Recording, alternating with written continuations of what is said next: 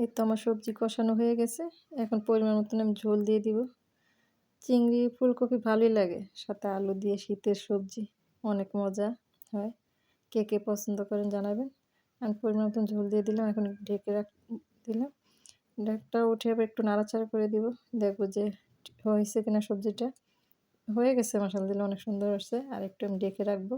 ঢেকে রেখে উঠানোর আগে আমি ধনিয়া পাতা দিয়ে দিব।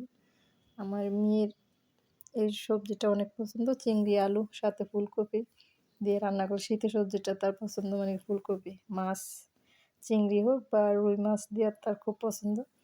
তো চিংড়ি দিয়ে করে দিলাম আজকে। এই যে আমার সুন্দর হয়ে গেছে। এখন আমি ধনিয়া পাতা দিয়ে দিব।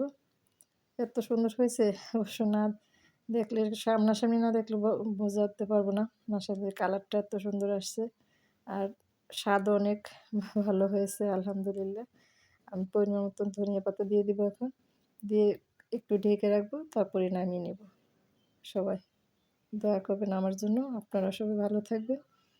অনেক ভালো হয়েছে আমার রান্নাটা। ভালোই লাগতেছে রান্না করতে। আর কে, কে পছন্দ করেন জানাবেন। ফুলকপি, চিংড়ি পছন্দ করেন কিনা? অনেকের অবশ্য চিংড়ি অ্যালার্জি থাকে খাইতে পারে না, সমস্যা হয়।